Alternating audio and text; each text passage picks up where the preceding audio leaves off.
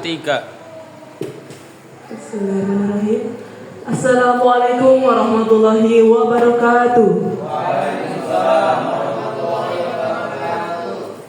Selamat siang dan salam sejahtera bagi kita semua. Alhamdulillahirabbil alamin wa bihi nasta'in wa ala umuri dunya waddin. Wassalatu wassalamu ala asrofil anbiya'i wal mursalin wa ala alihi wa sahbihi ajma'in. Amma ba'du. Yang terhormat Ketua Yayasan Pondok Pesantren Bustanul Arifin Kiai Agus Mudrik Kailani Al-Hafiz. Yang kami hormati Kepala Sekolah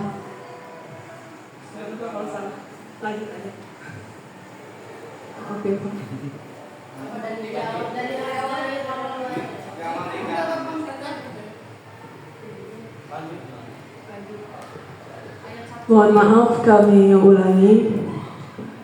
Yang terhormat Ketua Yayasan Pondok Pesantren Bustanul Arifin Kiai Agus Mudrik Kailani Al-Hafiz. Yang kami hormati Kepala SMK Ma'arif NU 1 Bantar Kaum. Yang kami hormati para wakil Kepala SMK Ma'arif NU 1 Bantar Kaum. Yang kami hormati Dewan Guru dan staf karyawan SMK Ma'arif NU 1 Bantar Kaum. Yang kami hormati Bapak Dudung Musa Bilani SPD CGP Angkatan 10 Kabupaten Brebes. Dan yang kami hormati peserta diskusi diseminasi budaya positif. Puji syukur kami panjatkan kepada Allah Subhanahu wa Ta'ala karena berkat rahmat dan karunia-Nya kita dapat berkumpul dalam acara presentasi dan diskusi diseminasi budaya positif oleh Bapak Dudung Musa Bilani SPD CGP Angkatan 10 Kabupaten Brebes. Salawat serta salam tak lupa kita haturkan kepada Nabi Muhammad Sallallahu Alaihi Wasallam. Semoga kita mendapatkan syafaatnya di yaumil akhir nanti. Untuk pengetahuan kita bersama, izinkan saya membacakan susunan acara pada siang hari ini. Yang pertama yaitu pembukaan, yang kedua menyanyikan lagu kebangsaan Indonesia Raya dan Bagimu Negeri. Yang ketiga presentasi dan diskusi diseminasi budaya positif oleh Bapak Dudung Musa Bilani SPD CGP Angkatan 10 Kabupaten Brebes dari SMKS Ma'arif NU 1 Bantar Kaum. Untuk membuka acara pada siang hari ini, marilah kita membaca basmalah bersama-sama. Bismillahirrahmanirrahim. Semoga acara pada siang hari ini berjalan dengan lancar dan dapat bermanfaat bagi kita semua. Acara yang selanjutnya yaitu menyanyikan lagu kebangsaan Indonesia Raya dan Bagimu Negeri yang akan dipimpin oleh Ibu Eis Mubarakah SPD. Kepada hadirin dimohon berdiri.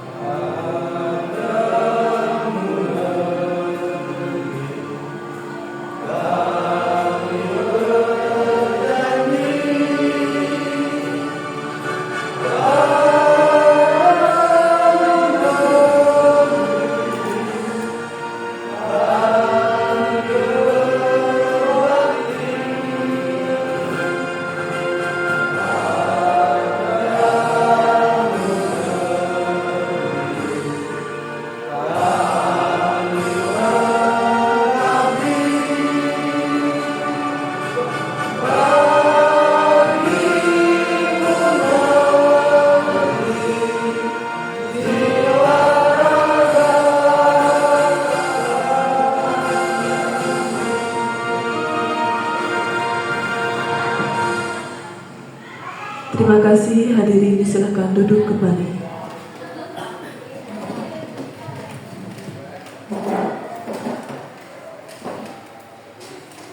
Acara yang selanjutnya yaitu presentasi dan diskusi diseminasi budaya positif oleh Bapak Dudung Musabilani SPD, CGP Angkatan 10 Kabupaten Brebes dari SMKS Ma'arif NU 1 Bantar Kaung. Kepadanya kami silakan. Terima kasih atas waktu dan kesempatannya. Bismillahirrahmanirrahim. Assalamualaikum warahmatullahi wabarakatuh. Alhamdulillahirabbil alamin wa bihi nasta'inu ala umuri dunya waddin. Wassalatu wassalamu ala asrafil anbiya'i wal mursalin sayyidina wa maulana Muhammadin wa ala alihi wa sahbihi ajma'in, amma ba'd. Yang kami muliakan Ketua Yayasan Pondok Pesantren Bustanul Arifin, yang kami hormati Kepala SMK Ma'arif NU 1 Bantar Kaung, yang kami hormati para Wakil Kepala SMK Ma'arif NU 1 Bantar Kaung, dan yang kami hormati Bapak Ibu peserta diseminasi budaya positif dalam rangka aksi nyata CGP Angkatan 10 di SMK Ma'arif NU 1 Bantar Kaung. Pertama dan yang paling utama, marilah kita panjatkan puji syukur kehadirat Allah Subhanahu wa taala yang telah memberikan kita kenikmatan, memberikan kita karunia dan rahmat, sehingga pada siang hari ini kita dapat mengikuti diseminasi budaya positif. Sholawat dan salam marilah kita curahkan kepada Nabi besar Muhammad Sallallahu Alaihi Wasallam, dan mudah-mudahan syafaatnya sampai kepada kita selaku umatnya. Amin ya robbal alamin. Bapak Ibu yang kami hormati, untuk materi diseminasi ini secara garis besar adalah ini kerangka hari ini, konsep utama dari budaya positif. Yang pertama ada disiplin positif, kemudian motivasi perilaku manusia, kebutuhan dasar manusia, 5 posisi kontrol, keyakinan kelas, dan segitiga restitusi. Ini yang akan kita bahas pada diseminasi budaya positif kali ini. Next. Sebelumnya kembali, terus kembali, enggak ada lagi ya, terus next. Terus next ya, terus nah oke. Kita sebelum mulai, kita akan mengawali dulu tentang perubahan paradigma ya. Nah, ini kegiatan kegiatan kepalan tangan ya. Tadi saya sudah membagikan kertas ya. Coba satu meja salah satunya menulis di dalam kertas tadi ya. Tulis sesuatu hal yang sangat rahasia bagi Bapak Ibu. Entah itu misalnya nama orang yang dicintai, password dan sebagainya ya. Tulis sesuatu hal yang sangat rahasia. Nah, satu meja satu saja ya. Coba silakan. Ini kan pasangan si A dan si B. Nah, nanti si A itu menulis sesuatu di kertas tersebut, sesuatu yang sangat rahasia, yang orang lain tidak boleh tahu, gitu kan. Setelah ditulis, coba dilipat dan kertas tersebut dikepal oleh tangan Bapak Ibu semua sekuat-kuatnya. Sudah? Sesuatu itu sangat rahasia, orang lain tidak boleh tahu.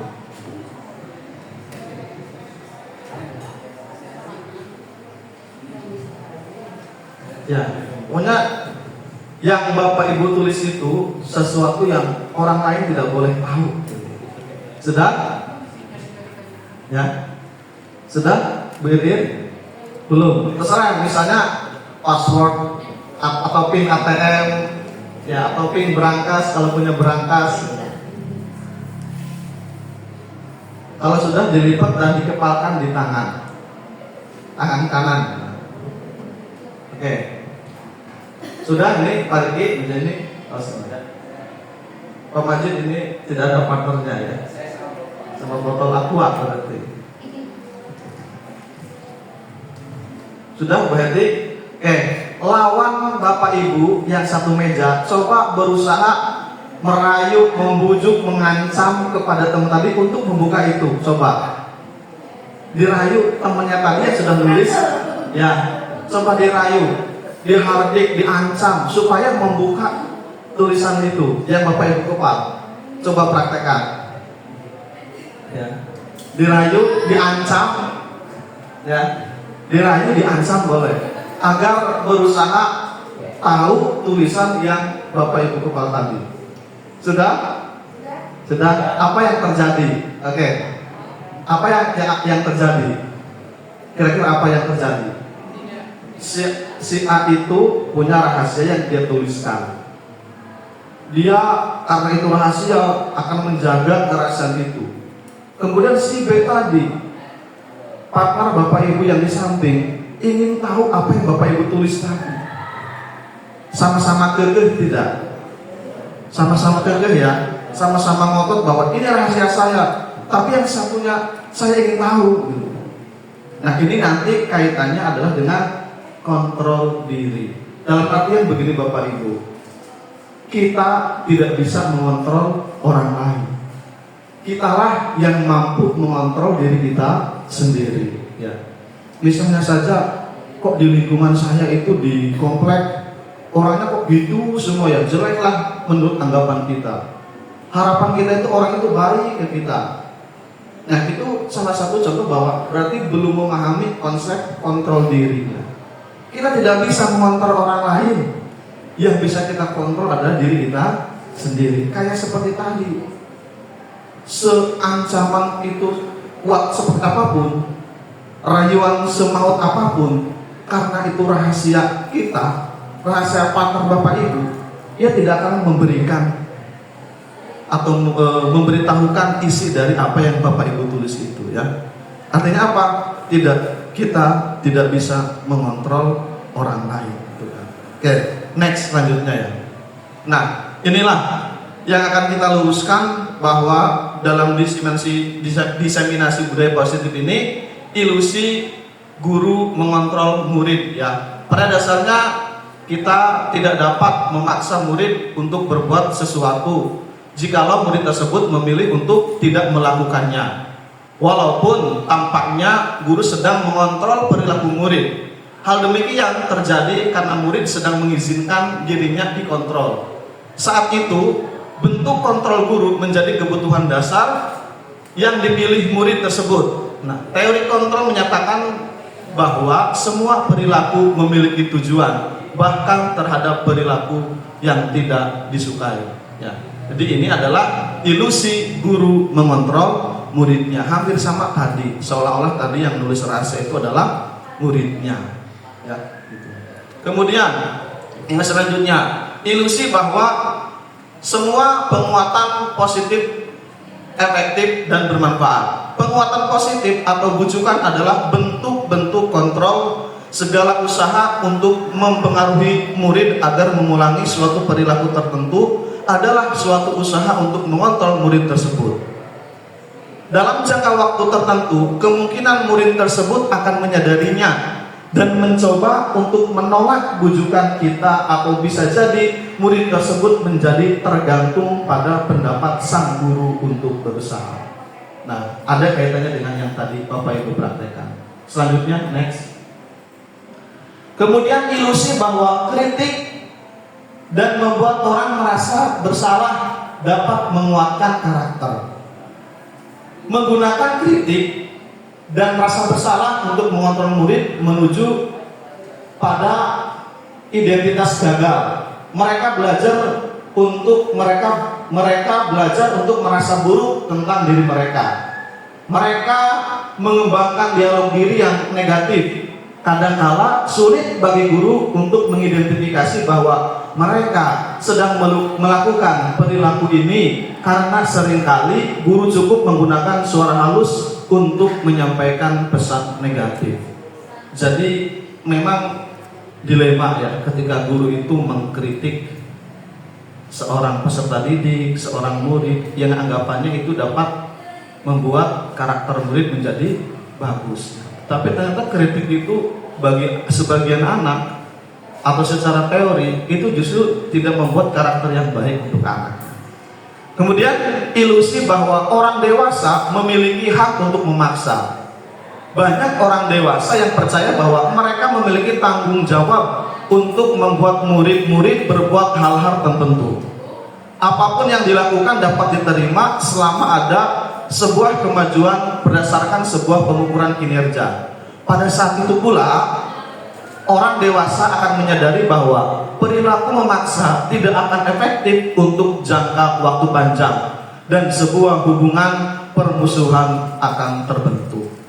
Pernah suatu ketika ada cerita ya bahwa ketika kita memaksa kepada murid, apalagi di tingkat SMK, sekolah kita sajalah, mungkin Bapak Ibu pernah mendengar di sekolah lain ada seorang guru yang dihadang oleh muridnya, misalnya ditantang berkelahi. Itu adalah salah satu dampak sebenarnya dari pemaksaan, dari hukuman yang diberikan kepada murid. Maka dari itu tingkat SMK itu sangat terjadi rawan. Kalau kita alhamdulillah memang sampai hari ini mungkin setahu saya tidak pernah terjadi adanya guru misalnya Pak Endang selaku penyiswa habis menghukum anaknya nggak terima, kemudian di tengah jalan dihadang. Kita alhamdulillah sampai hari ini tidak pernah mendengar. Ya. Next. Nah, ini ya quotes, bila kita ingin membuat kemajuan perlahan sedikit-sedikit, ubahlah sikap atau perilaku Anda. Namun bila kita ingin memperbaiki cara-cara utama kita, maka kita perlu mengubah kerangka acuan kita. Lihatlah bagaimana Anda melihat dunia, bagaimana Anda berpikir tentang manusia. Ubahlah paradigma Anda, skema pemahaman dan penjelasan aspek-aspek tertentu tentang realitas. Ini yang tadi saya katakan bahwa cara pandang kita itu harus dirubah. Paradigma kita itu terhadap murid itu harus dirubah. Tidak bisa kita hanya melihat dari perspektif diri kita saja, tetapi bagaimana kita melihat dari perspektif yang lain. Mungkin ini angka 6 kalau dilihat dari perspektif kita atau sudut pandang kita, tetapi bisa saja dilihat dari Pak Oja sebelah sana itu angka 9. Kenapa berbeda?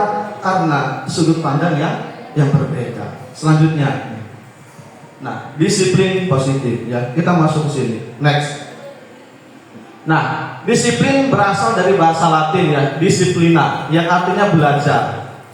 Disiplin sebagai bentuk kontrol diri, belajar mengontrol diri untuk memilih tindakan yang mengacu pada nilai-nilai kebajikan yang kita hargai agar tercapai tujuan mulia yang diinginkan.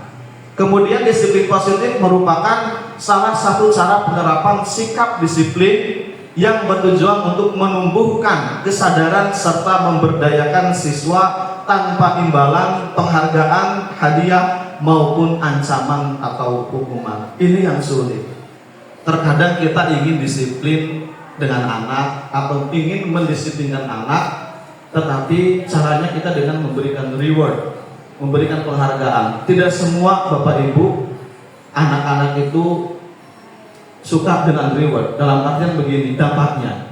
Kemudian tidak semua anak bisa disiplin hanya karena dengan hukuman. Itu anggapan kita. Yang kita harapkan adalah tadi belajar mengontrol diri untuk memilih tindakan yang mengacu pada nilai-nilai yang kita hargai agar tercapai tujuan mulia yang diinginkan. Jadi anak datang tepat waktu itu bukan karena takut sesuatu hal, takut hukuman, atau tidak karena ingin dipuji oleh gurunya. Kemudian selanjutnya ya, next. Nah, ini disiplin positif. Seseorang yang memiliki disiplin diri berarti mereka bisa bertanggung jawab terhadap apa yang dilakukannya, karena mereka mendasarkan tindakan mereka pada nilai-nilai kebajikan universal. Untuk mewujudkan disiplin diri yang kuat pada murid, hal yang harus dilakukan guru adalah menjadi teladan dan memberikan suasana atau lingkungan yang mendukung bagi tumbuh kembangnya nilai tersebut. Kemudian yang ketiga, pembinaan berupa keteladanan serta penyadaran tentang pentingnya sikap disiplin diri akan menumbuhkan motivasi intrinsik atau motivasi dari dalam dirinya sendiri yang kuat pada diri siswa. Nah, selaras dengan tadi di awal bahwa kita itu disiplin itu harus dari mana tumbuhnya rasa disiplin itu. Apakah karena ingin dihargai, dipuji oleh kalau seorang guru, mungkin karena ingin dipuji oleh kepala sekolah, atau tidak ingin ditegur kepala sekolah, atau disiplinnya karena memang dia menghargai dirinya sendiri. Next. Nah, nilai-nilai kebajikan universal. Nilai-nilai kebajikan yang disepakati bersama lepas dari suku, bangsa, agama, bahasa maupun latar belakangnya. Ini jelas nilai-nilai kebajikan universal, nilai-nilai yang tidak mengenal itu agamanya apa, bangsanya apa, latar belakangnya apa. Ketika itu sudah sebuah nilai kebajikan, tidak akan berguna lagi hal-hal yang kita lihat tadi. Next. Contoh nilai-nilai kebajikan universal. Yang pertama, di kurikulum Merdeka kita mengenal yang namanya profil pelajar Pancasila. Di antaranya ada beriman, ada bertakwa kepada Tuhan Yang Maha Esa, dan berakhlak mulia, mandiri, bernalar kritis, berkebinekaan global, bergotong royong, dan juga kreatif. Kalau IBO itu sebuah organisasi yang ada di Jenewa, Swiss, pendidikan karakter ya, namanya FYP, Primary Years Program. Sama, ini kurikulum internasional. Ada sekolah-sekolah nasional juga yang menggunakan ini. Maka dari itu, setelah saya analisis, Indonesia ingin membuat seperti IBO Primary Years Program ini, yaitu membuat kurikulum Merdeka dengan adanya profil pelajar Pancasila. Nah, kalau FYP itu rasa hormat, integritas, mandiri, menghargai, antusias, empati, keingintahuan, kreativitas, kerjasama, percaya diri, dan juga komitmen. Jadi ini FYP-nya Indonesia ya, yaitu profil pelajar Pancasila. Oke, next. Nah, The Virtus Project ya, proyek nilai-nilai kebajikan. Ada peduli, keterus-terangan, kebersihan, komitmen, belas kasih, percaya diri, kemudian belas kasih lagi, bertujuan, tenggang rasa, rajin, keberanian, kesantunan, kreatif, semangat, kedermawanan, kejujuran, dermawan, harga diri, integritas, ya, kebahagiaan, keadilan, baik hati, kesetiaan, berprinsip, bersahaja, keteraturan, kedamaian, rasa hormat, tanggung jawab, pengabdian, bijaksana, bersyukur, toleransi, percaya, lurus hati, dan juga ketegasan. Next. Nah, sekarang motivasi perilaku manusia. Diane Gosen dalam bukunya Restructuring School Discipline, mohon maaf kalau Inggrisnya bapak repot ya, ada 3 ya, menghindari ketidaknyamanan atau hukuman, yang ketiga mendapat hadiah atau penghargaan, yang ketiga menjadi orang yang diinginkan dan menghargai diri sendiri. Jadi ada 3 ya, 3 motivasi menurut Diane Gosen ya. Kalau menghindari ketidaknyamanan atau hukuman, itu jelas tingkat terendah dari motivasi perilaku manusia. Ini paling rendah, motivasi paling rendah. Yang kedua mendapat hadiah, penghargaan atau reward, 1 tingkat di atas motivasi yang pertama. Nah, ini agak mending daripada yang pertama. Kemudian yang ketiga menjadi orang yang diinginkan dan menghargai diri sendiri. Motivasi yang akan membuat seseorang memiliki disiplin positif karena motivasi berperilakunya bersifat internal. Jadi ini tingkatan motivasi yang paling tinggi. Nah, tujuannya apa? Disiplin positif itu jelas menanamkan motivasi intrinsik dalam diri siswa. Ada mungkin kita juga bisa melihat ke diri kita sendiri ya. Apakah kedisiplinan kita itu motivasinya masuk yang pertama, kedua, ataupun yang ketiga? Itu yang tahu adalah diri kita sendiri. Meskipun terkadang kita juga bisa menilai orang lain, tetapi lebih etisnya kita juga sebelum menilai orang lain harus bisa menilai diri kita sendiri. Itu yang paling etis ya. Next. Nah, menghindari ketidaknyamanan atau hukuman. Ini adalah penjelasan yang tadi ya. Ini adalah tingkat terendah dari motivasi perilaku manusia.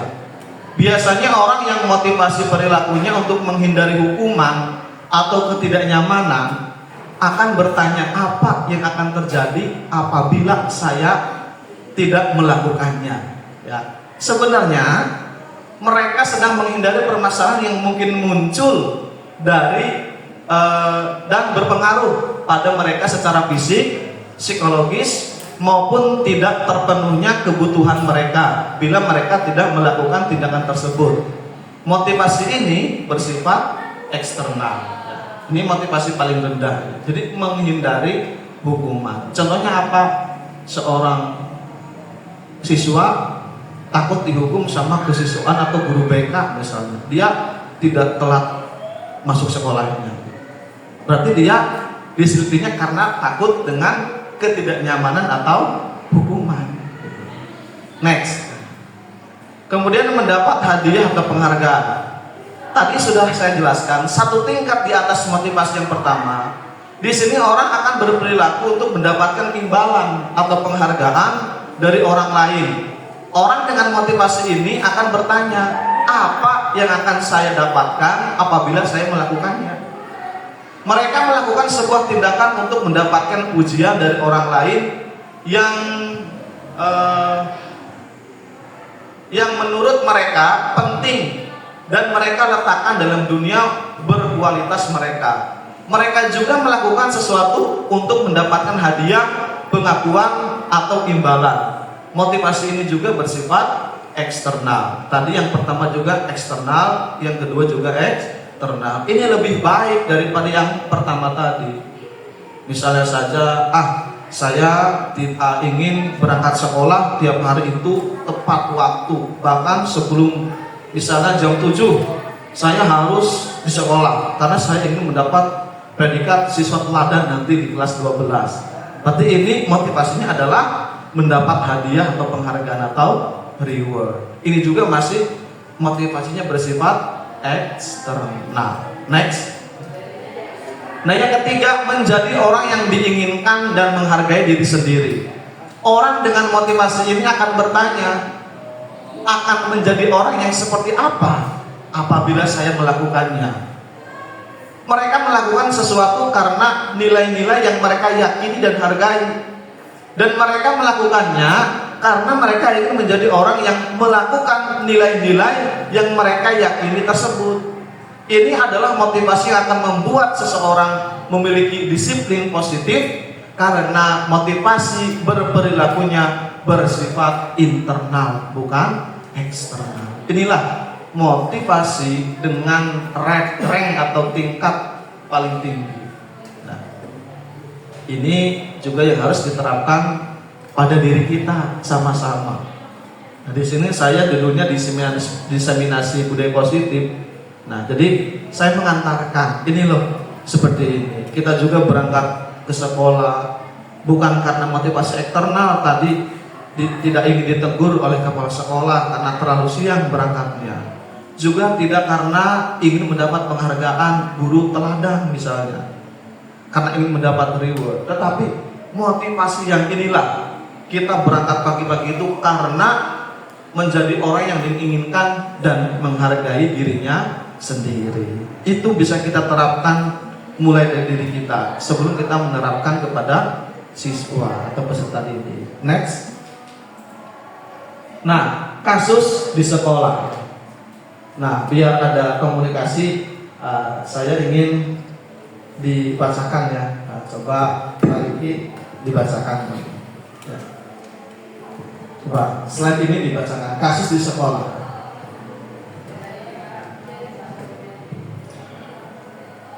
Sebagai seorang guru, saat Anda hadir mengajar di kelas tepat waktu, motivasi apakah yang mendasari tindakan Anda? Apakah Anda datang tepat waktu karena tidak ingin ditegur oleh atasan Anda dan kemudian mendapat surat peringatan? Menghindari ketidaknyamanan dan hukuman, Atau Anda ingin mendapatkan pujian dari atasan Anda dan mendapat penghargaan sebagai karyawan atau guru berprestasi? Atau Anda ingin menjadi orang yang menghargai waktu, menghargai diri Anda sendiri sebagai teladan bagi murid-murid Anda karena Anda percaya tindakan Anda sebagai guru akan dicontoh oleh murid-murid Anda? Manakah motivasi yang paling kuat mendasari tindakan Anda? Atau bahkan kombinasi dari dua motivasi atau bahkan ketiga-tiganya? Oke, terima kasih Pak Riki. Nah, ini adalah pertanyaan yang mungkin saya ingin secara sampel untuk dijawab. Bu Yaya, ya, Bu Yaya ini sudah lulus guru penggerak. Kira-kira Bu Yaya ini contoh misalnya ke sekolah berangkat pagi-pagi, motivasinya apa? Apa yang pertama, kedua, ketiga, atau kombinasi dari kedua bahkan ketiganya? Silahkan. Iya, terima kasih. Ini mohon maaf sebelumnya bukan apa-apa ya. Ini hanya saya menjawab berdasarkan diri saya sendiri. Ketika setiap hari kita datang ke sekolah itu mungkin apa sih yang kita harapkan? Sebenarnya bukan itu, karena ada sesuatu hal sebenarnya kita sebagai guru itu sebagai contoh teladan ya. Istilahnya contoh yang real buat anak, bagaimana nanti murid kita disiplin kalau gurunya tidak disiplin. Maka dari itu saya malu sekali ketika saya nyuruh ke anak datang tepat waktu tapi saya sendiri telat seperti itu. Jadi motivasi yang mendasari saya setiap hari datang tepat waktu ke sekolah adalah bagaimana di sini saya menghargai terutama diri saya sendiri dan juga menghargai nilai-nilai yang ada dalam diri saya sebagai motivasi bagaimana nantinya saya akan dicontoh oleh anak-anak saya ketika mungkin dari mulai hal-hal kecil ya, misalnya sebelum jam 7.15 saya ada di sekolah dan kadang anak kita itu kritis sekali ya ketika datang pun misalnya gurunya saja misalnya Bu itu gurunya telat, bahkan di di pintu ada tulisan guru telat dilarang masuk. Itu sebenarnya teguran buat kita. Itu teguran sekali buat kita bagaimana motivasi yang ada dalam diri kita kalau intinya kedisiplinan itu memang harus datangnya ada dalam diri kita sendiri. Bagaimana saya datang ke sekolah bukan saya ingin mendapat imbalan atau misalnya supaya saya tidak dihukum, tetapi bagaimana saya menghargai diri saya sendiri dan juga ini sebagai bentuk teladan atau contoh real buat anak-anak kita bagaimana nanti anak kita itu karena pasti sedikit banyaknya meniru apa yang dilakukan oleh gurunya. Terima kasih. Ya, secara ini saya simpulkan bahwa Bu Yaya masuk ke sekolah itu sebelum jam 7.15 karena menghargai nilai-nilai diri sendiri. Ya, tidak karena ingin hukuman atau teguran dari kepala sekolah atau tidak ingin karena ada sesuatu hal yang diinginkan, penghargaan ataupun reward yang diberikan misalnya guru teladan atau guru yang berprestasi. Oke, untuk selanjutnya ini saya ingin mendapat dari Kaprodi TKJ ya, Pak Majid. Kira-kira Pak Majid memiliki atau posisi Pak Majid motivasinya ada di mana? Ya, terima kasih atas waktunya Pak Dudung. Untuk diri saya sendiri dari ketiga pilihan yang tadi sudah disampaikan, saya merasa bingung untuk menempatkan saya di mana. Ya, pertama karena terlalu naif ketika kita bilang saya milih nomor 3. Ya, ingin menjadi contoh bagi guru-guru, bagi siswa-siswa dan juga menjadi bentuk dari tanggung jawab seorang guru. Karena mungkin sifat manusia ya ada kalanya menghindari hukuman atau teguran dari atasan, atau mungkin juga kalau yang nomor 2 mungkin jauh ya, mungkin tidak. Tapi untuk yang menghindari ketidaknyaman dan hukuman, saya rasa adalah momen-momen kita melakukan itu.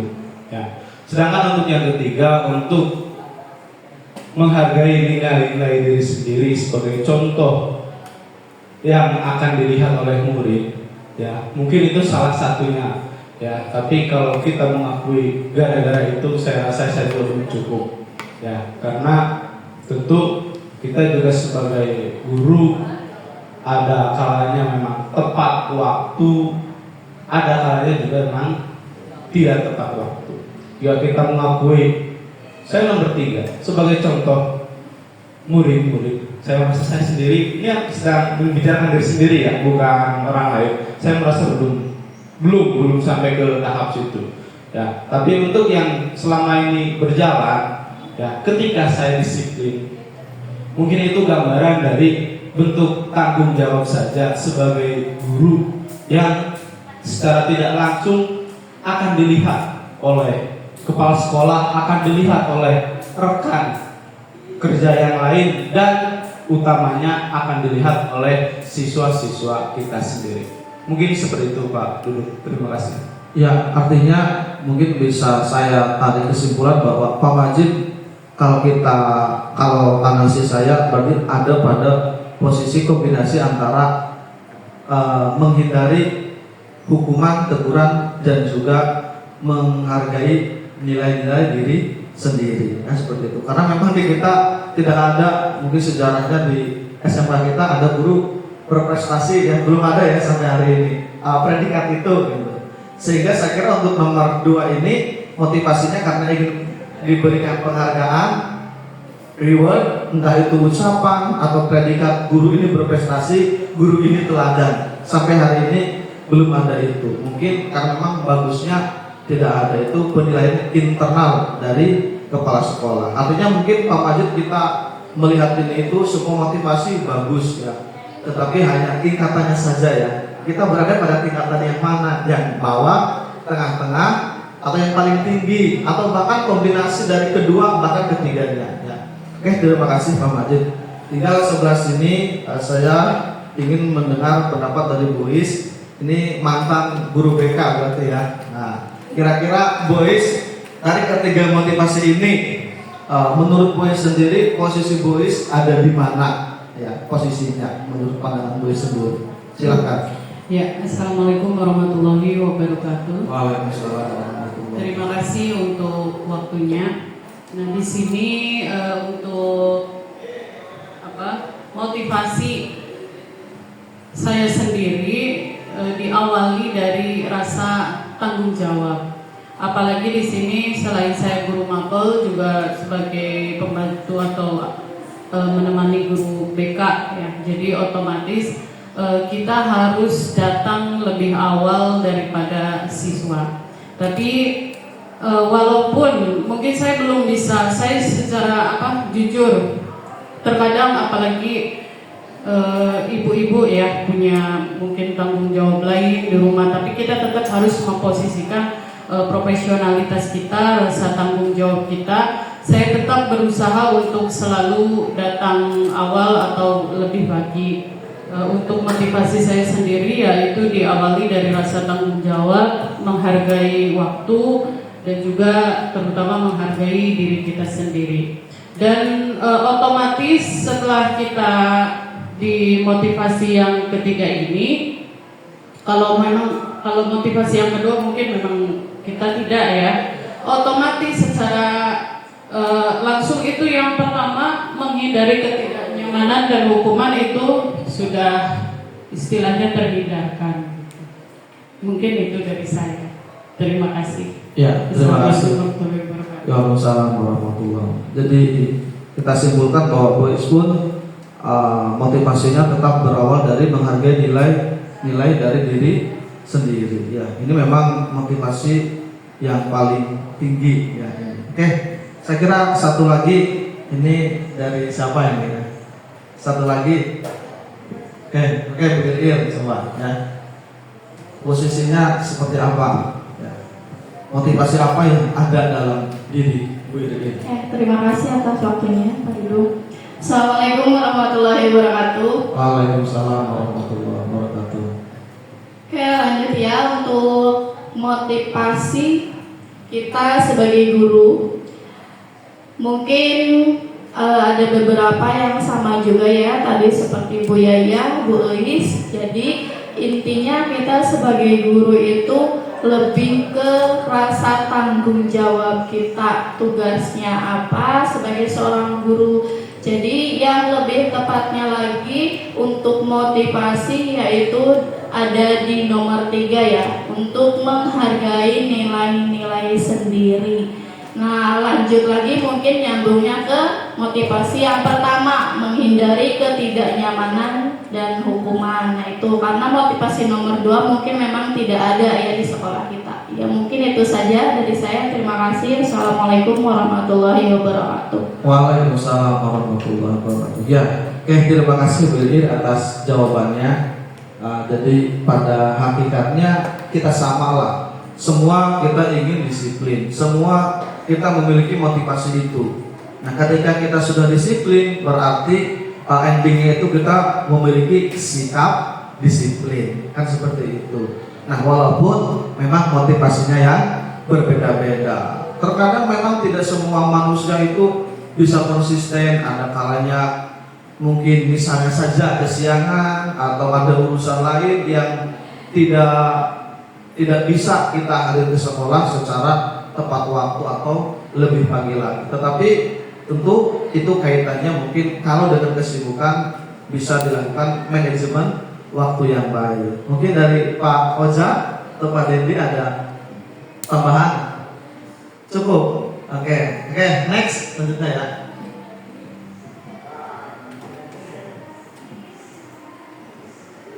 Nah, ini ya. Bila sudah ya tadi, apa belum? Bila di sekolah Anda tidak ada peraturan, belum, yang mengharuskan guru datang tepat waktu dan tidak ada surat teguran bagi guru yang datang terlambat dan tidak ada atasan yang memuji Anda, apakah Anda akan tetap datang tepat waktu untuk mengajar murid-murid Anda? Jelaskan alasan Anda. Oke, jadi tidak ada aturan yang ibaratnya untuk datang tepat waktu sekolah. Tidak ada teguran baik surat maupun lisan dari kepala sekolah. Tidak ada pujian dari kepala sekolah atau atasan. Apakah Bapak Ibu masih akan datang tepat waktu atau pagi-pagi untuk mengajar murid-murid Bapak Ibu semua? Oke, karena tadi berempat sudah, sekarang yang belum. Oke, Bu Heti, kira-kira jawaban Bu Heti seperti apa? Terima kasih kepada Pak Dudu. Assalamualaikum warahmatullahi wabarakatuh. Waalaikumsalam warahmatullahi wabarakatuh. Berdasarkan kasus yang disajikan sendiri, di sini saya selaku guru, apalagi guru mata pelajaran khususnya pendidikan Pancasila, otomatis saya tetap akan mengusahakan datang tepat waktu. Terus selain itu juga sebagai bentuk rasa tanggung jawab saya sebagai guru, apalagi kan siswa-siswa kita perlu yang namanya dibimbing di sini bukan berarti dia hanya diberikan mata pelajaran saja, tapi juga diberikan istilahnya tuh kepribadian atau mungkin etika. Di sini kan karena saya guru mata pelajaran pendidikan Pancasila, otomatis berkenan juga dengan karakter siswa nanti kedepannya seperti apa, jangka panjangnya. Apalagi siswa kita itu dipersiapkan untuk siap kerja, baik secara kedisiplinan kita harus bisa mampu mencontohkannya kepada siswa. Terus selain itu juga dari tata cara atau bahasa sendiri, itu juga yang paling penting.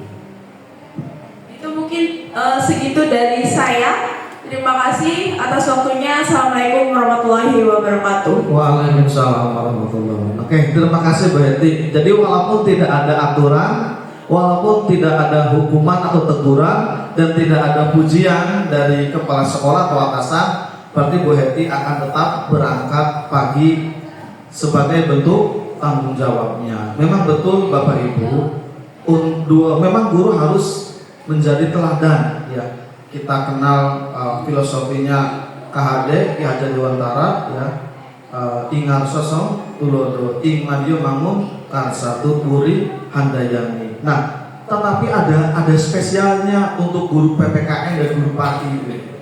Apa spesialnya? Itu sangat dilihat gitu. Harus benar-benar bisa menjadi contoh lebih dari guru-guru mapel yang lain. Pada 2016 saat saya PPL di SMP Negeri 12 Banyumanik, itu saya ditegur oleh guru pamong ya.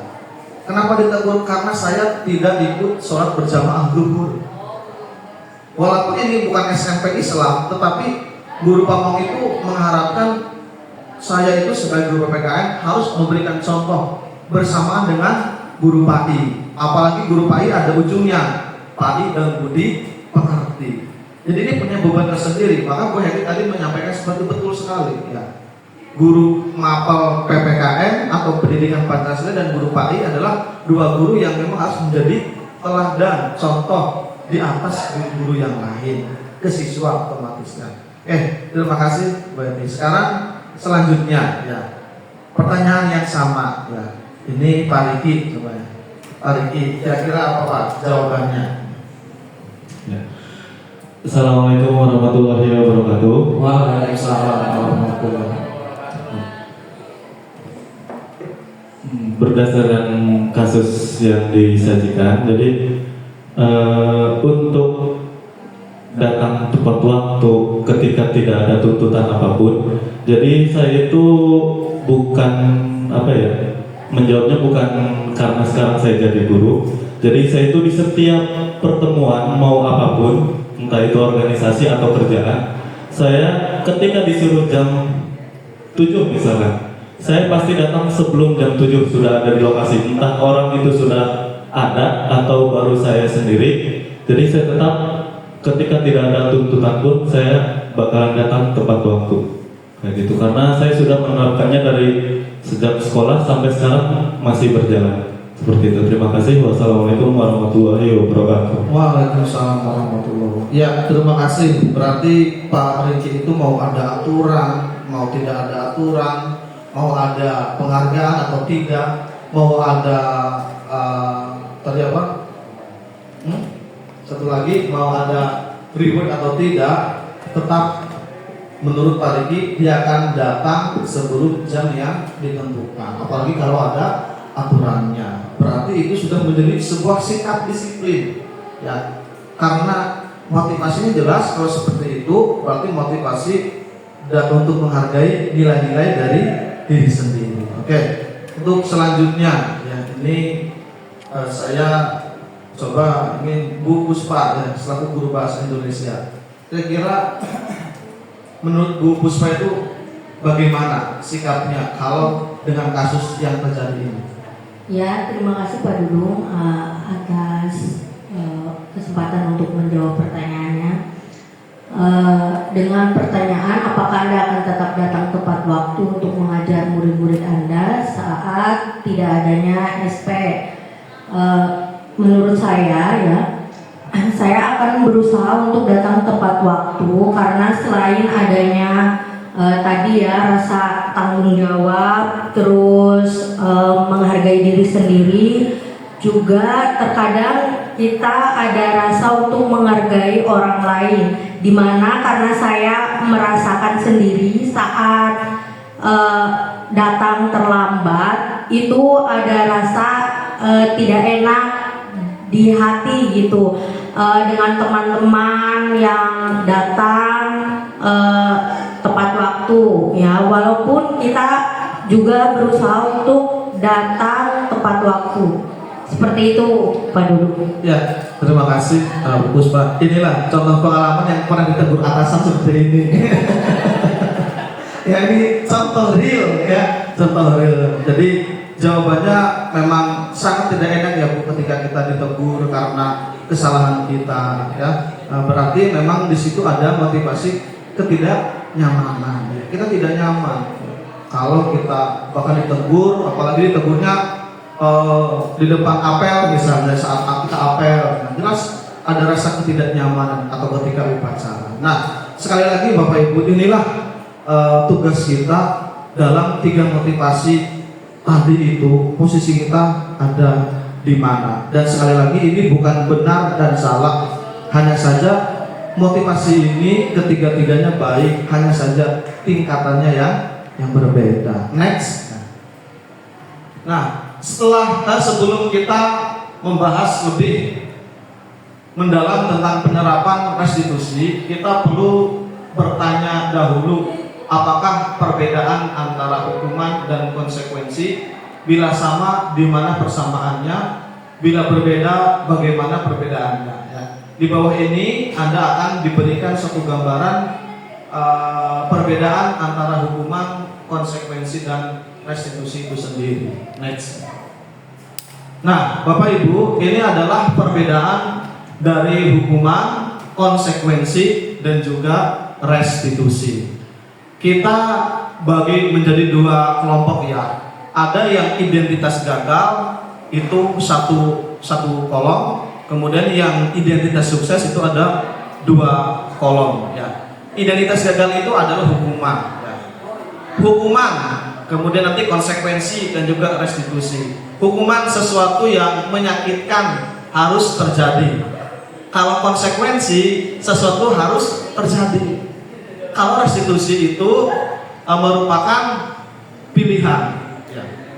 Kemudian yang kedua, tidak nyaman hukuman ya, tidak nyaman untuk murid atau anak untuk jangka waktu panjang, tidak nyaman untuk murid atau anak untuk jangka waktu pendek. Yang ketiga, menguatkan untuk murid atau anak dalam jangka waktu panjang. Ya. Kemudian hukuman, korban mendapatkan keadilan, korban bisa diabaikan, korban mendapatkan apa itu? Mendapatkan ganti, ya. Bisa dibaca Bapak Ibu. Yang ini adalah perbedaan dari hukuman dan konsekuensi dan juga restitusi. Ya, ini harus bisa dipahami ya. Sampai ke murid atau anak membenci peraturan. Murid atau anak menghormati peraturan, ya. Murid atau anak menghormati dirinya dan orang lain. Ya. Ini tabel perbedaan antara hukuman, konsekuensi, dan restitusi. Next. Kemudian, hukuman, konsekuensi, restitusi. Siswa tidak mengerjakan PR, disuruh lari mengelilingi lapangan. Siswa terlambat, disuruh menyapu halaman. Membersihkan tumpahan air di meja tulis karena tersenggol pada saat belajar. Menggantikan kertas tugas teman yang telah dicoret-coret. Guru membantu siswa menyelesaikan masalah. Nah, saya mau sedikit diskusi ya. Jadi jangan harus samalah, tidak. Berbeda pendapat, saling timpal menimpal itu boleh ya. Kita ini kan diskusi. Misalnya ini mau udah jelas ya. Jadi yang pertama ini hukuman ya, yang kedua konsekuensi, yang ketiga restitusi. Siswa tidak mengerjakan PR, disuruh mengelilingi lapangan. Misalnya kalau kita pas menghukum anak, ini kan hukuman termasuknya. Anak capek, pingsan, bingung nggak kitanya misalnya? Bingung. Korban tadi kan salah satunya adanya korban itu sesuatu hal yang menyakitkan ya, itu hukuman. Atau misalnya siswa terlambat disuruh menyapu halaman, ini hukuman. Tapi kalau konsekuensi, membersihkan tumpahan air di meja tulis karena tersenggol pada saat belajar. Sedang belajar, kemudian dia menyenggol tumpahan air. Itu bukan hukuman, itu namanya konsekuensi. Karena dia menyenggol botol minum atau air tumpah, dia harus membersihkannya. Juga menggantikan kertas tugas teman yang telah dicoret-coret. Tugas teman dicoret-coret, dia harus menggantikan. Itu namanya konsekuensi. Kalau restitusi, guru membantu siswa menyelesaikan masalah. Jadi tidak dengan hukuman, tidak dengan konsekuensi. Kalau restitusi itu, gurunya terlibat untuk dapat menyelesaikan masalah. Coba kalau tadi misal suruh lari, kan gurunya tidak ikut lari, ya. Atau tadi konsekuensi menumpahkan air dibersihkan, gurunya tidak ikut membersihkan. Tetapi kalau restitusi dia masuk di dalamnya, terlibat di dalamnya untuk menyelesaikan. Next. Nah, restitusi proses menciptakan kondisi bagi murid untuk memperbaiki kesalahan mereka, sehingga mereka bisa kembali pada kelompok mereka dengan karakter yang lebih kuat. Ini menurut dosen, ya. Jadi dia nanti ketika sudah selesai masalahnya dengan dibantu guru, dia bisa diterima lagi di kelompoknya atau di kelasnya. Berbeda dengan hukuman, terkadang misalnya saja ada anak yang dihukum, misalnya suruh membersihkan WC, misalnya saja. Nah, dia bisa saja nanti di kelas diolok-olok, wih bau dari WC bau misalnya. Dia tidak diterima di kelas atau bahkan diolok-olok. Nah, next. Nah, ini ada kasus ya. Iva kurang menguasai pelajaran matematika, sehingga pada saat pelajaran tersebut berlangsung, dia lebih banyak berdiam diri atau menggambar di buku pelajarannya. Pada saat guru matematikanya, sebut saja bukan Bu Sri ya, ini Pak Seno berada di sini ya. Pak Seno menanyakan pertanyaan Iva menjadi gugup dan tak sengaja menjatuhkan tasnya dari kursi, serta tiba-tiba menjadi gagap pada saat berupaya menjawab. Seluruh siswa pun atau seluruh kelas pun tertawa melihat perilaku Iva yang bicara tergagap dan terkejut tersebut. Pak Seno pada saat itu membiarkan teman-teman Iva menertawakan Iva yang tergagap dan malu luar biasa, dan malahan minta Iva untuk maju ke depan dan berdiri di depan kelas sambil menunjuk hidungnya karena tidak bisa menjawab pertanyaan Pak Seno. Kelas makin gaduh dan anak-anak pun tertawa melihat Iva depan kelas memegang ujung hidungnya. Next. Pertanyaannya pertama, apakah Anda setuju dengan tindakan Pak Seno terhadap Iva?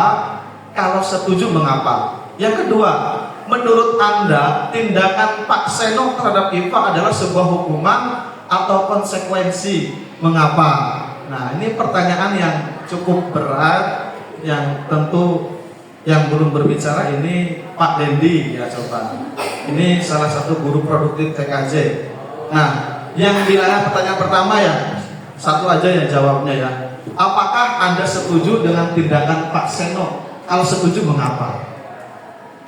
Untuk pertanyaan yang pertama, apakah Anda setuju dengan tindakan Pak Seno terhadap Iva? Terus terang saya tidak setuju. Alasannya apa? Alasannya hukuman itu bisa menurunkan mental atau gol istilahnya, menurunkan siswa. Yang begitu. Oke. Jadi Pak Dendi tidak setuju dengan tindakan Pak Seno. Kenapa? Karena hukuman itu bisa menurunkan mental, bisa mendownkan mental, ya. Itu jawaban dari Pak Dendi. Ya, mungkin Pak Rizal, pertanyaan yang sama, setuju tidak dengan Pak Seno? Maaf, saya tadi belum membaca semua. Oh, belum membaca semua, ya. Coba slide sebelumnya dulu. Oh, slide sebelumnya kembali, ya. Jadi ini pertanyaannya, kasusnya.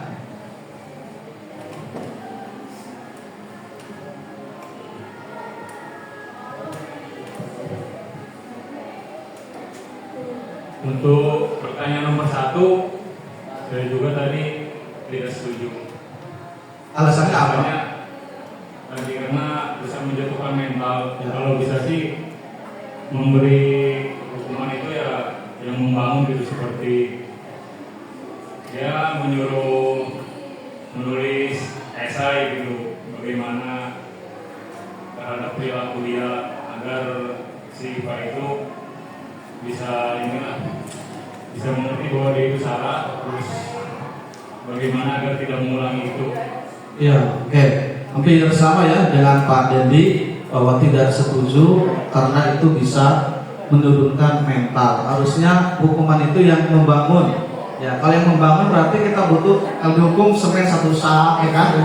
Bata pasir 1 ring misalnya ya, gitu. Itu yang membangun berarti. Oke, belum di sini Bu Lavi ya. Kira-kira setuju tidak Bu dengan tindakan dari Pak Seno tadi? Terima kasih atas waktunya. Menurut saya tindakan Pak Seno kurang tepat karena membiarkan kelas tersebut gaduh. Karena tindakan tersebut dapat menurunkan, tadi sudah disampaikan, menurunkan kepercayaan diri dari IVA, walaupun IVA sebetulnya salah saat pelajaran Pak Seno. Jadi menurut saya kurang tepat. Terima kasih. Oke, terima kasih ya. Jadi kurang tepat, artinya tidak setuju dengan tindakan dari Pak Seno ya. Sudah kelasnya gaduh, kemudian teman-temannya mengolok-olok, menertawakan ya.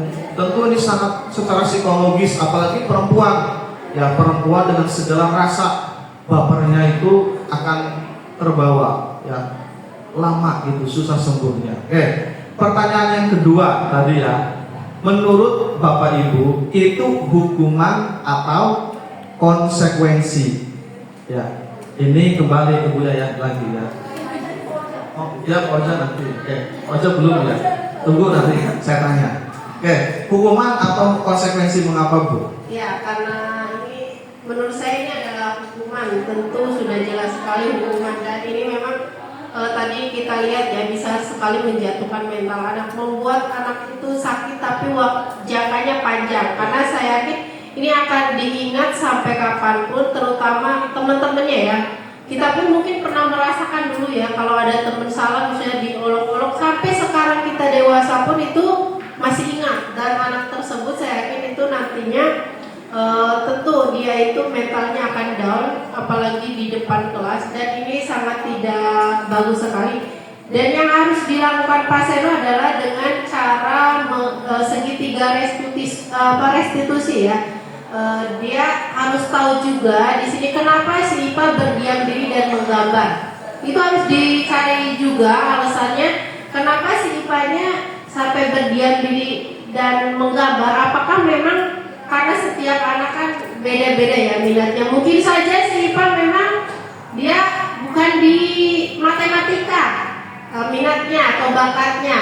Kemudian kita juga sebagai guru harus koreksi diri juga, apakah kita mengajarnya mungkin membosankan atau tidak. Apalagi mungkin maaf kalau kita di tingkat bawah ya, di SD itu kita ngajarnya metode ceramah ya, sudah mungkin anak boro-boro ini ya, mungkin yang ada kita aja mungkin ngantuk atau apa, itu tidak akan masuk ke anak. Jadi yang pertama itu kita cari tahu dulu kenapa bisa seperti itu kelas, si IPA-nya kenapa. Walaupun di sini IPA juga salah, tentu si IPA salah, tidak hanya Pak Seno, tapi si IPA-nya salah. Makanya kenapa nanti akan ada namanya segitiga restitusi seperti itu. Oke, terima kasih. Berarti itu sebuah hukuman ya Bu ya, bukan konsekuensi. Satu lagi mewakili Pak Majid, kira-kira itu hukuman atau konsekuensi, mengapa? Ya. Kalau menurut Pak Dudung sendiri itu apa? Nah, kalau saya ya nanti kan saya terakhir ya. Kalau saya terakhir nanti. Ya, oke. Kalau melihat kasus tadi, apalagi sudah dijelaskan di awal bahwa si IPA itu lebih suka menggambar daripada matematika. Berarti Pak Seno itu atau kita yang ada di sini itu sudah tahu kondisi IPA, ya. Maka itu adalah sebuah hukuman yang diberikan oleh Pak Seno, karena ya seperti yang tadi sudah disampaikan sama teman-teman yang lain bahwa dampak dari hukuman yaitu menjatuhkan mental dan berdampak jangka panjang. Mungkin itu saja. Oke. Ya, terima kasih. Kita sepakati ya bahwa saya pun berpendapat demikian, bahwa itu adalah sebuah hukuman. Bagaimana itu akan membekas di pikiran dan hati si IPA sampai kapanpun dia ditertawakan di depan teman-temannya satu kelas, dan itu dibiarkan oleh Pak Seno. Ini akan menjadi presiden buruk tentunya. Bahkan kalau anaknya itu bisa saja mungkin tidak mau masuk sekolah lagi, ya bisa pindah sekolah. Jadi ada dampak, ada sesuatu hal yang menyakitkan, dan ini jangkanya panjang ya. Oke, terima kasih ya. Next. Nah, ini ada sebuah tindakan. Mencatat 100 kali di dalam buku kalimat. Saya tidak akan terlambat lagi karena terlambat di sekolah. Hukuman atau konsekuensi? Ya, hukuman atau konsekuensi. Mencatat 100 kali di dalam buku kalimat. Saya tidak akan terlambat lagi karena terlambat ke sekolah. Hukuman atau konsekuensi? Hukuman, ya, hukuman. Yang kedua, lari mengelilingi lapangan basket 2 kali karena terlambat hari di sekolah. Hukuman, ya. Murid diminta untuk push up 15 kali karena tidak menggunakan masker ke sekolah. Hukuman atau konsekuensi? Hukuman, ya. Menggantikan kertas tugas teman yang telah dicoret-coret. Konsekuensi, ya, betul. Berjemur di lapangan basket pukul 12.00 siang karena mengobrol dengan teman. Hukuman, ya. Murid diminta bertelanjang kaki sepanjang hari karena tidak menggunakan sepatu warna hitam sesuai peraturan sekolah. Ya, ini bisa hukuman, bisa konsekuensi. Ya, hukuman bisa. Kenapa konsekuensi? Ini ada aturannya, ya. Kemudian terakhir, berdiri di depan kelas sambil mengangkat kaki 1 karena tidak bisa menjawab pertanyaan. Jelas, ini nih hukuman, ya, hukuman. Jadi bisa ya Bapak Ibu membedakan mana hukuman, mana konsekuensi. Next. Nah, saya kira ini masih ada. Membersihkan tumpahan air di meja tulis karena tersenggol pada saat belajar. Konsekuensi. Kehilangan 10 menit jam istirahat untuk mengerjakan tugas karena terlambat datang dan tertinggal pelajaran selama 10 menit. Konsekuensi. Duduk di bangku di pinggir lapangan pada jam istirahat, tidak diizinkan bermain oleh guru piket karena mencederai teman saat bermain di sekolah, di lapangan. Ini konsekuensi, yang lebih contohnya ke konsekuensi. Dia mencederai gitu, mencederai, ya. Terlambat hadir di pembelajaran daring 15 menit dan diminta untuk tinggal 15 menit sesudah kelas usai untuk membahas ketertinggalan pembelajaran. Konsekuensi. Lari mengelilingi lapangan basket 2 kali karena terlambat 10 menit untuk pelajaran PJOK. Ini bisa konsekuensi, tapi lebih condongnya ke ini bisa hukuman, tapi lebih condong ke konsekuensi, ya. Kalau ini membersihkan WC sekolah karena mematahkan pensil kawannya. Hukuman, ya, hukuman. Oke, next, ya. Nah, itu tadi adalah hukuman, konsekuensi, dan restitusi. Sekarang keyakinan kelas, ya. Next. Mengapa keyakinan kelas bukan peraturan kelas? Sebelum saya mengikuti CGP ini, saya sudah menerapkan, ya. Dulu namanya kesepakatan kelas. Saya setiap awal tahun pelajaran baru, pasti di kelas itu saya membuat yang namanya kesepakatan kelas. Setelah mengikuti CGP, ternyata bukan lagi kesepakatan kelas, namanya keyakinan kelas. Mengapa kita memiliki peraturan tentang penggunaan penggunaan helm pada saat mengendarai kendaraan roda 2 atau motor? Kemungkinan jawaban Anda adalah untuk keselamatan. Benar, ya? Nah, karena untuk keselamatan gitu. Mengapa kita memiliki peraturan tentang penggunaan masker dan mencuci tangan setiap saat? Kemungkinan jawaban Anda adalah untuk kesehatan dan atau keselamatan. Nilai-nilai keselamatan atau kesehatan inilah yang kita sebut sebagai suatu keyakinan. Nilai-nilai keyakinan, ya, yaitu nilai-nilai kebajikan universal yang disepakati secara tersirat dan tersurat, lepas dari latar belakang suku, negara, bahasa maupun agama. Maka kenapa tidak peraturan kelas? Kenapa keyakinan kelas? Karena tadi contoh menggunakan helm. Karena kita meyakini itu bisa membuat kita selamat dengan helm itu. Walaupun kita kecelakaan, tapi mending kepalanya tidak tidak luka, tidak lecet atau tidak geger otak misalnya. Begitupun dengan mencuci tangan dan menggunakan masker. Karena dengan keyakinan kita bahwa kalau kita cuci tangan tidak akan ada kuman yang masuk ke mulut kita saat kita makan atau minum, atau tidak ada bakteri yang masuk yang kita hirup karena kita menggunakan masker. Jadi nilai-nilai keselamatan atau kesehatan inilah yang kita sebut sebagai suatu keyakinan, yaitu nilai-nilai kebajikan yang universal yang disepakati secara tersirat dan tersurat, lepas dari latar belakang suku, negara, bahasa maupun agama. Next. Nah, bagaimana pembentukan keyakinan kelas? Ya, lebih abstrak daripada peraturan. Kemudian sedikit saja biar mudah diingat, berupa pernyataan universal, dapat diterima di kelas, bersedia meninjau kembali keyakinan kelas dari waktu ke waktu, dibuat dalam bentuk positif. Semua warga kelas hendaknya ikut berkontribusi dalam pembuatan keyakinan kelas. Kita amati dibuat dalam bentuk positif.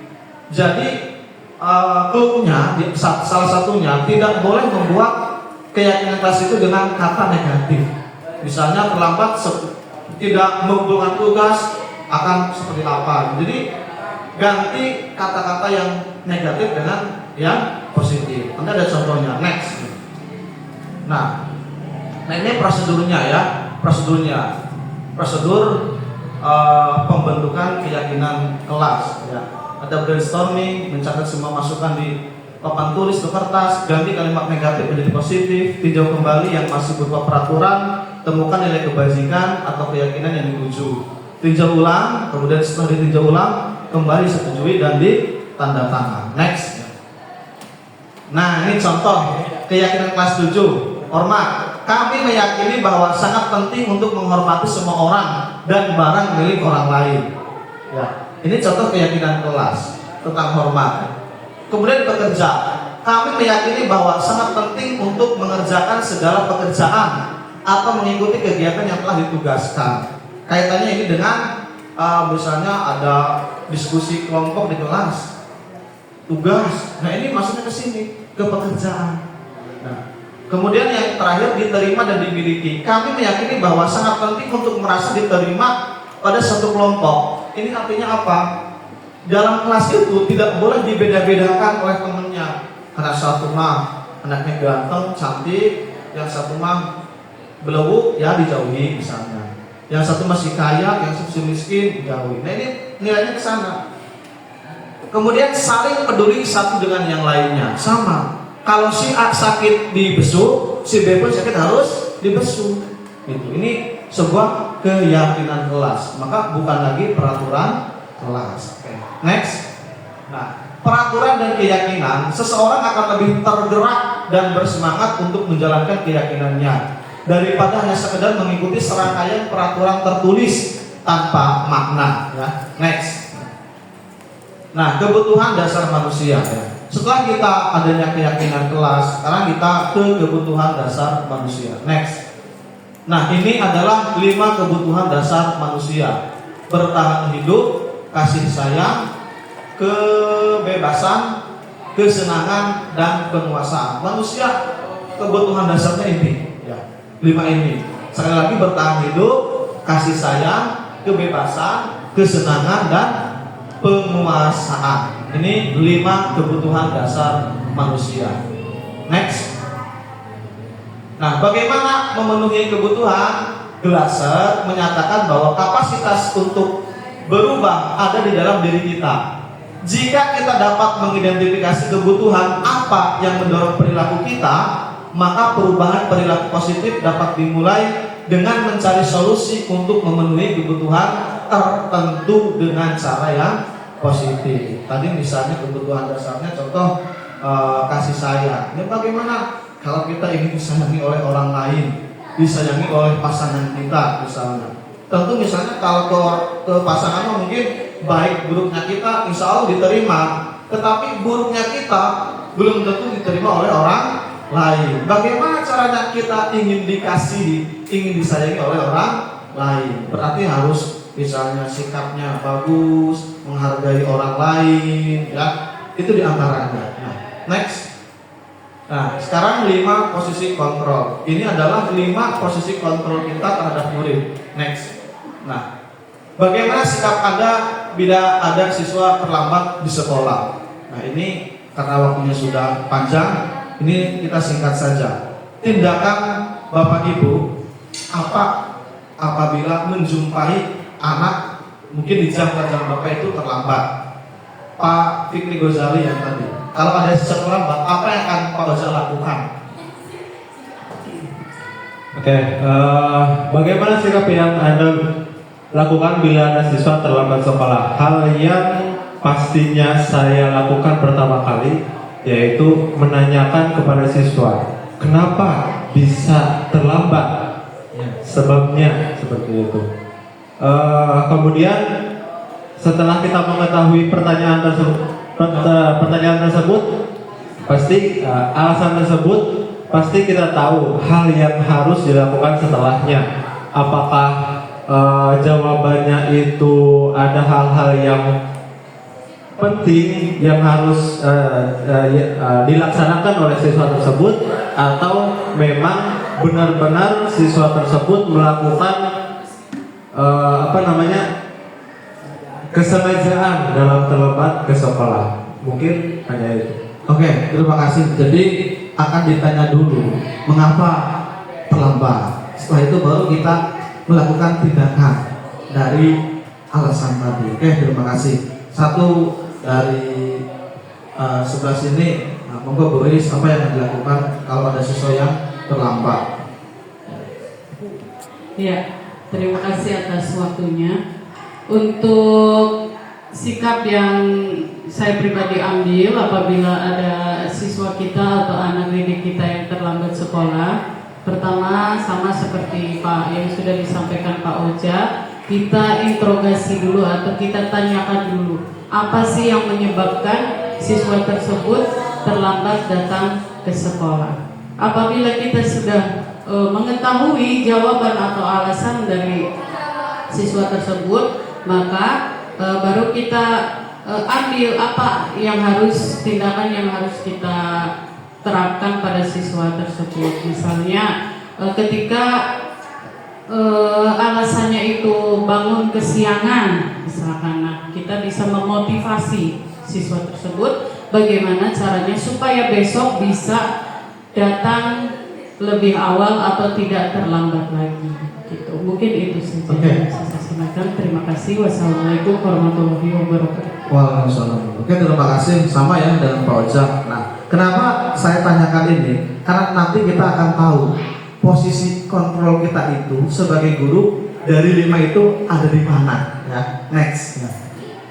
Nah, contoh penerapan 5 posisi kontrol. Ya, ada guru sebagai penghukum. Ada guru sebagai pemantau, ada guru sebagai teman, ada guru sebagai pembuat rasa bersalah, ada juga guru yang sebagai manajer. Nah, guru sebagai penghukum itu, ya, ini ya, guru yang sering menghukum anak-anaknya, ya.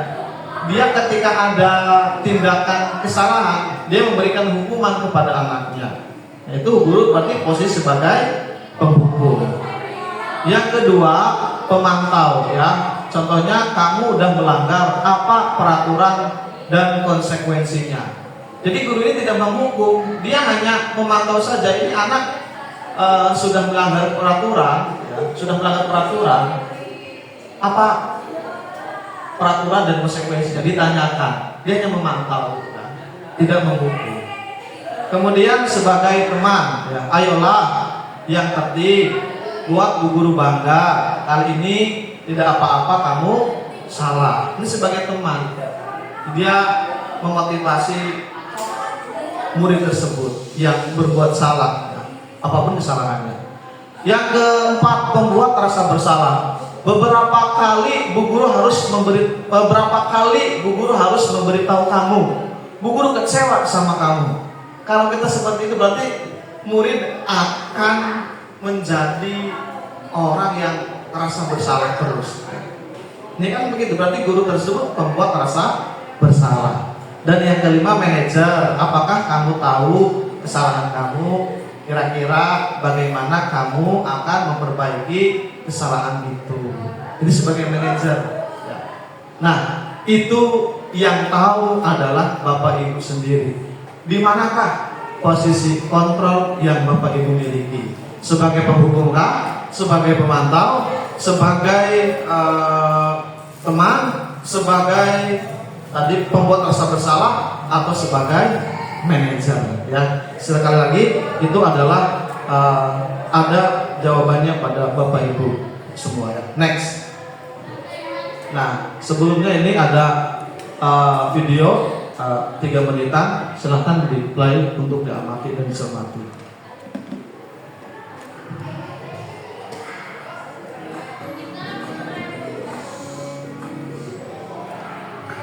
Salam bahagia Ibu dan Bapak guru hebat. Dalam penerapan disiplin positif restitusi, salah satu program yang dikembangkan adalah 5 posisi kontrol. 5 posisi kontrol dalam restitusi adalah proses perjalanan seorang pendidik agar dapat mengenali dirinya. Pada video kali ini, kita akan membahas tentang 5 posisi kontrol yang dikembangkan oleh Diane Grossen dan contoh penerapannya.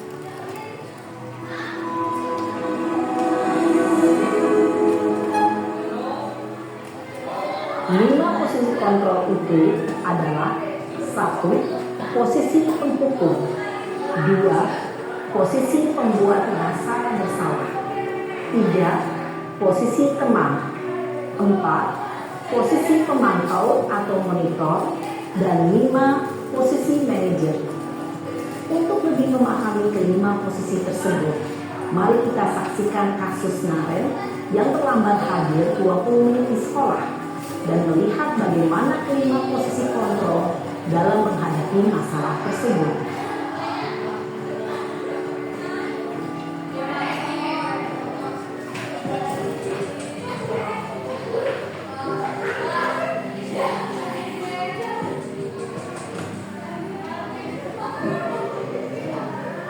Naren,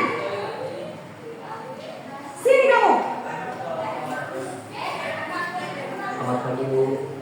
Selalu terlambat. Kamu deh, pasti terlambat. Maaf, Bu. Saya Apa? Apa coba? Alasan kamu apa lagi? Kapan sih kamu tidak terlambat? Malas sekali ya kamu jadi anak. saya Dasar pemalas. Gak kapok-kapok sih kamu.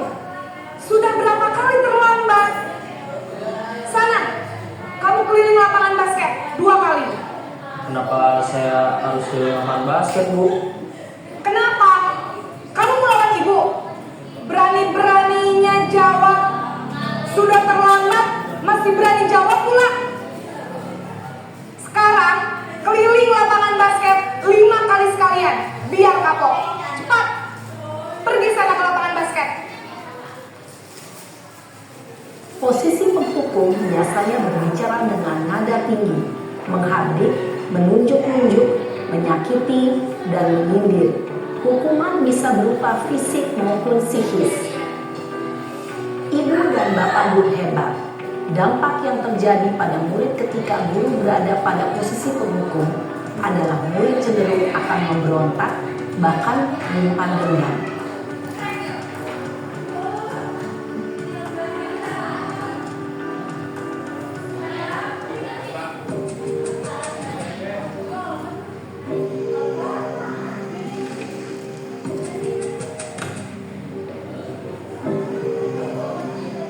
Naren!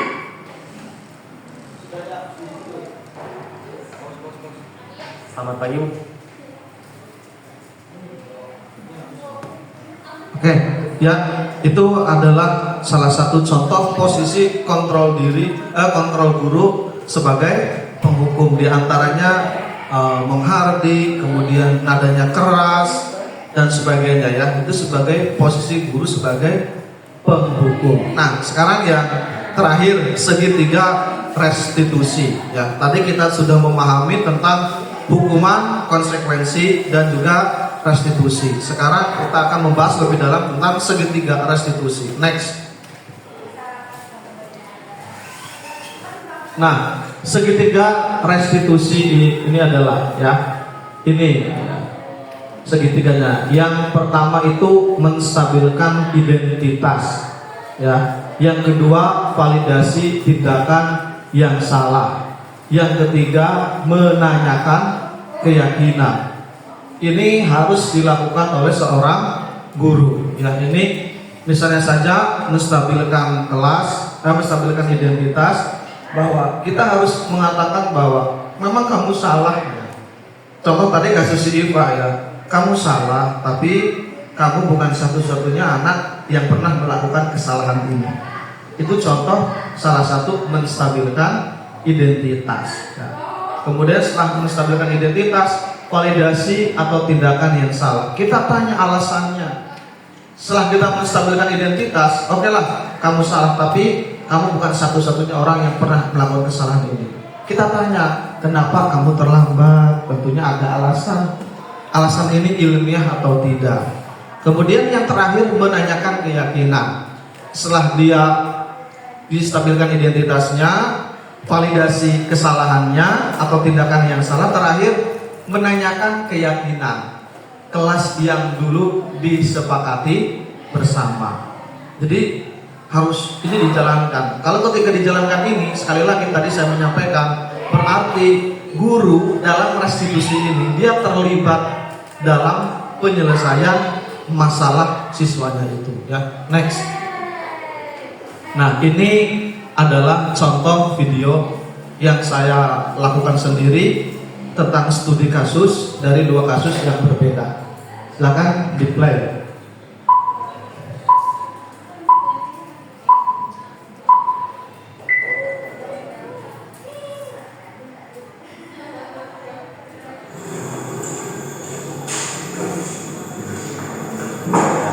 Ini gimana keadaan ini?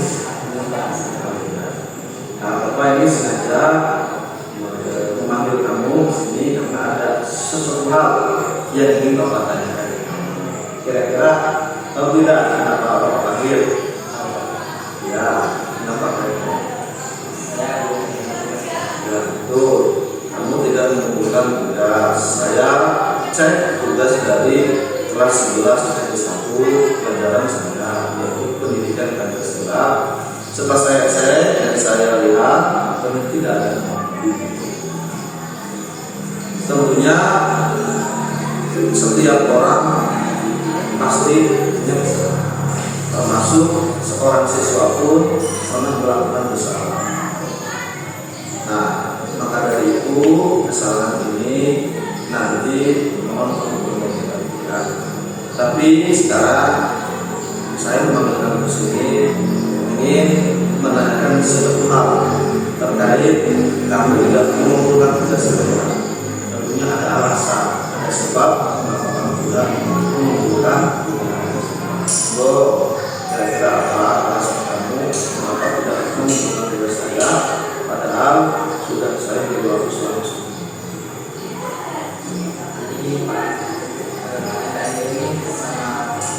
semalam saya semua belajar sama teman-teman sampai jam 2. Terus saya semalam tidur jadi suka lupa. Nah, kira-kira itu sesuatu hal yang baik atau tidak baik? Tidak baik ya. Memang bermain di situasi saya juga tidak menyenangkan. Hanya saja kamu harus melihat waktu. Karena kamu kasihkan main game, dia kamu lupa akan tugas yang saya berikan. Untuk itu, tolong nanti diperbaiki. Kemudian, kira-kira kamu masih ingat tidak keyakinan kelas yang dulu kita sepakati? Apa?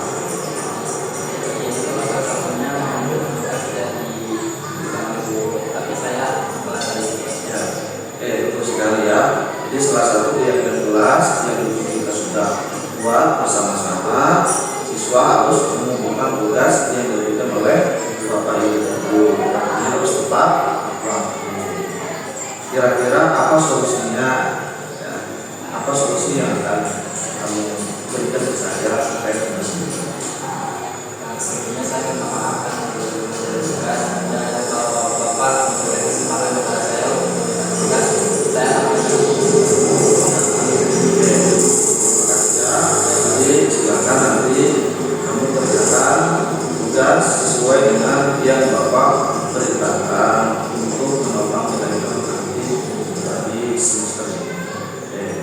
Kira itu saja ya.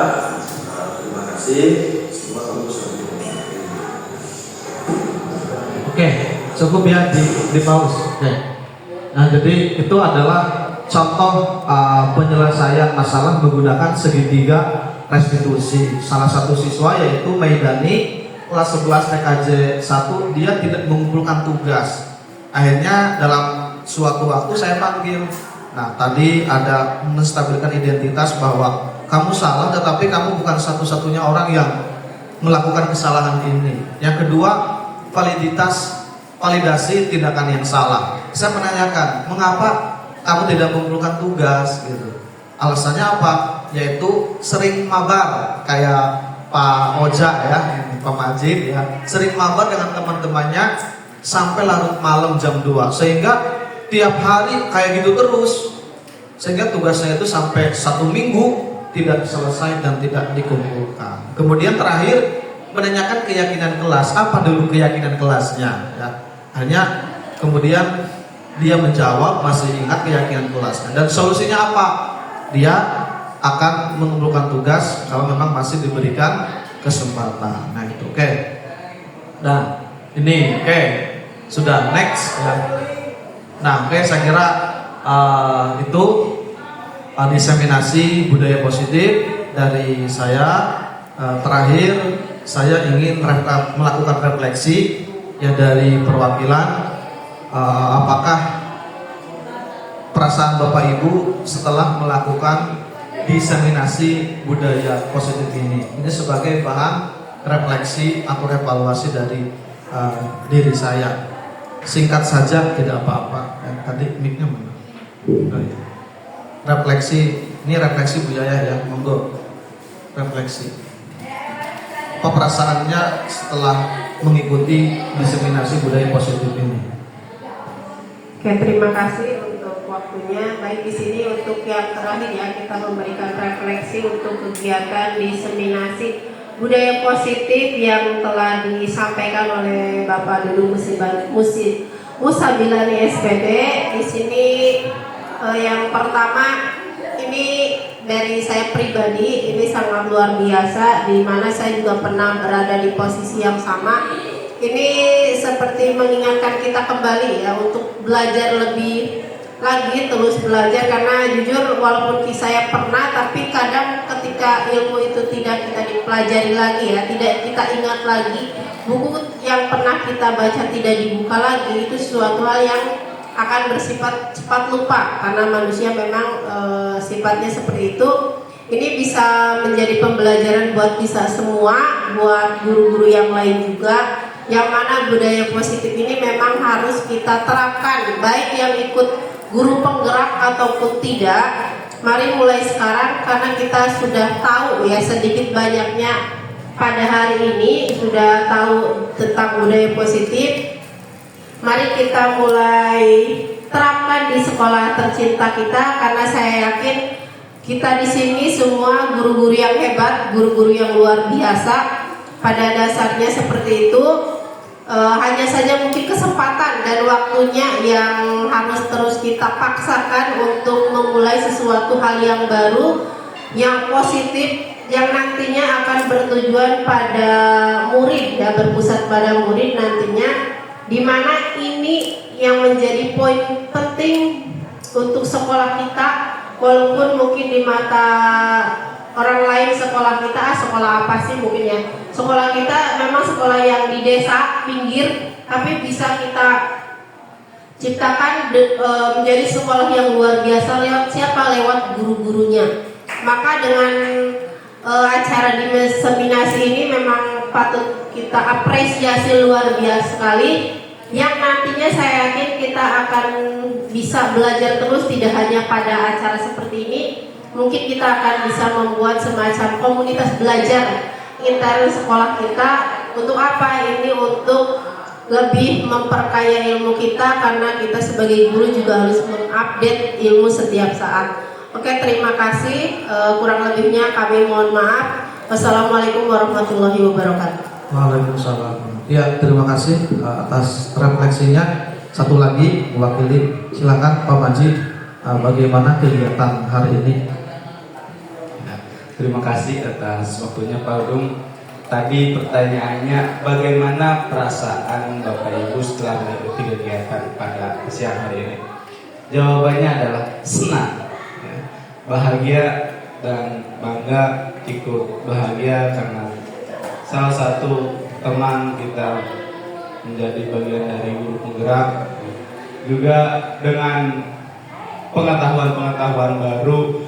Contohnya dulu saya mengenal istilah yang sekarang saya pakai itu kontrak belajar ketika di awal semester, ya, tapi sekarang bahasanya berbeda, ya, yaitu keyakinan kelas. Kalau dulu kontrak belajar saya menggunakan jika titik-titik maka titik-titik. Nah, tapi setelah itu sekarang ada peraturan kelas, berubah lagi jadi keyakinan kelas yang tadi kata pemandiknya kami meyakini, dan mungkin itu bisa lebih tepat digunakan daripada yang selama ini saya pakai atau kontrak belajar, ya, dengan yang tadi jika titik-titik maka titik-titik, kita ubah kami meyakini titik-titik, kami meyakini. Nah, itu salah satu poin yang saya terima dan insya Allah nanti akan saya praktekkan apakah itu memang bisa berdampak. Tapi saya yakin itu berdampak, ya, berdampak karena saya merasa juga itu lebih pembaharuan yang harus dicoba, ya. Itu intinya. Saya alhamdulillah, saya senang, saya ikut bahagia, juga saya ikut bangga. Mudah-mudahan guru-guru yang lain termasuk saya sendiri yang belum lolos di seleksi guru penggerak bisa mengikuti jejak-jejak guru yang lain. Terima kasih. Assalamualaikum warahmatullahi wabarakatuh.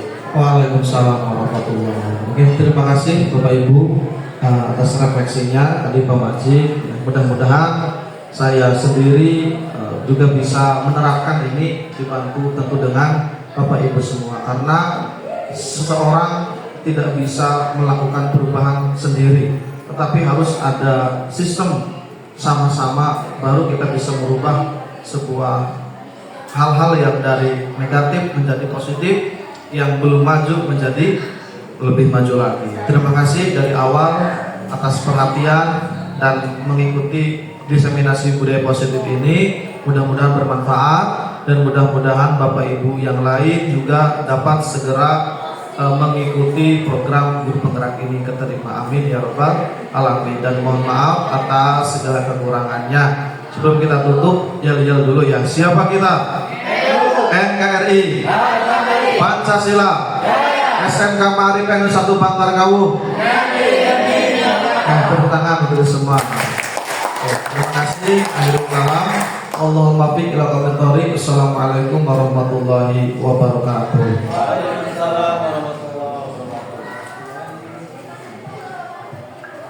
Terima kasih kami sampaikan kepada Bapak Dudung Musabilani SPD yang telah menyampaikan dan memimpin diskusi pada siang hari ini. Untuk menutup pada kegiatan pada siang hari ini, mari kita tutup acara dengan membaca hamdalah bersama-sama. Alhamdulillahirrahmanirrahim. Terima kasih kami ucapkan kepada Bapak Dudung Musabilani SPD yang telah menyampaikan materi dan memimpin diskusi pada siang hari ini. Dan kami ucapkan terima kasih pula kepada Bapak dan Ibu yang telah hadir dan aktif berdiskusi pada acara siang hari ini.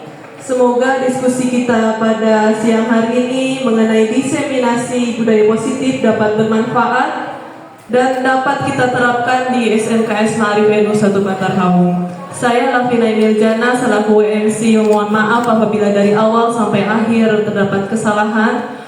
Wassalamualaikum warahmatullahi wabarakatuh.